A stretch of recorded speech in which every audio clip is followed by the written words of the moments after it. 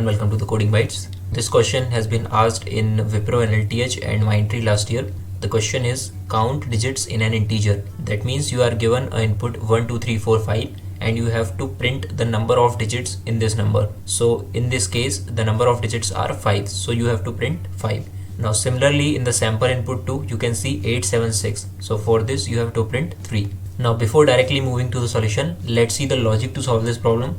So the question is very easy. If you have seen the last video from this series, you can very easily solve this problem. In case if you have not watched that video, you can watch by clicking on the link above. So now first of all, let's assume we have a number 1, 2, 3, 4, 5 and we have a variable count whose initial value is 0. Now to calculate the number of digits in a number, first of all we will go to the last digit of this number, and once we reach the last digit of a number, we will increase count by 1. Now once we are done with 5, we will remove 5 from the number and we will move to 4. Now once we reach 4, we will again increase count by 1 and we will also remove 4 now. Now after this, once we reach 3, we will again increase the count by 1. Similarly again when we reach 2, we will again increase count by 1 and remove 2 from the number. Now one last time, we will again increase the count by 1 and we will also remove 1 from the number. So number will become 0. Now once our number becomes 0, we will stop this process, and as you can see for the number 1, 2, 3, 4, 5, we have count 5. So we will simply print it. Now you might be thinking how we can remove the last digit from the number every time. So for that you can simply divide the number by 10.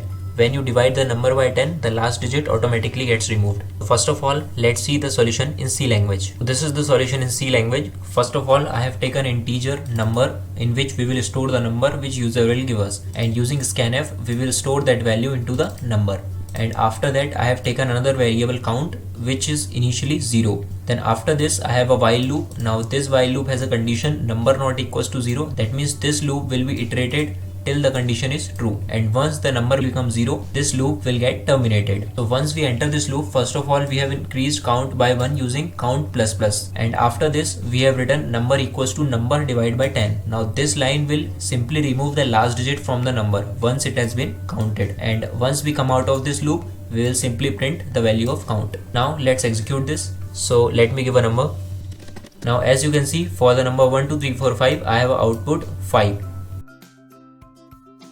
Now in Java you have two solutions. The first one is the same logic that we have seen earlier in C language, and there is another solution that I will tell you after this. So this is the same logic that we have built in C language.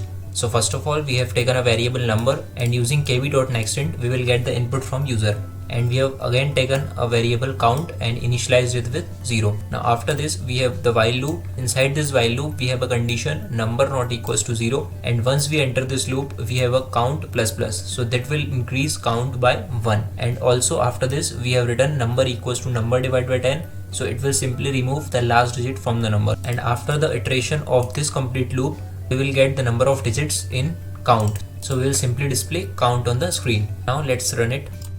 So let me give input.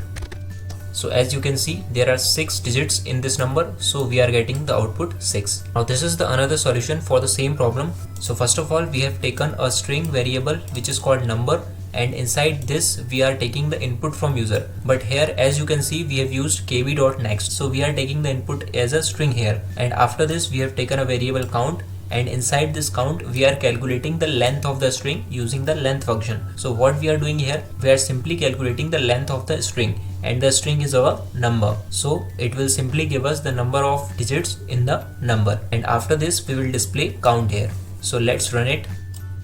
So I am giving the input. Now as you can see for this input we are getting 5. That means this program is exactly working same as the previous one. Now similarly in Python we have two solutions. The first one is using the logic, and the second one is using the string functions. So first of all we will see the solution which is built using logic. So here we have taken a variable number, and using input function we are taking the input from user, and using int function we are converting that string input into the integer.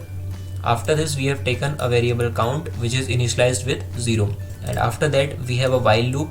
Inside this while loop, first of all we have written count equals to count plus 1. That means it will increase the count by 1, and after this we have number equals to number divided by 10. So that means this line is simply removing the last digit from the number, and here we are doing the integer division. Now once we come out of this loop, we will get the number of digits in count variables. So we will simply print it. So now let's run it. So for the input, so as you can see, for this input we are getting output 7. Now the second solution is much more easier than the previous one. In this, first of all, we are taking the input as a string and we are storing it into number. And after this, using len function, we are calculating the length of this string and then we are storing it into count. And after that, we will simply display the count. So let's run it again. And for the input, it is giving the output 5.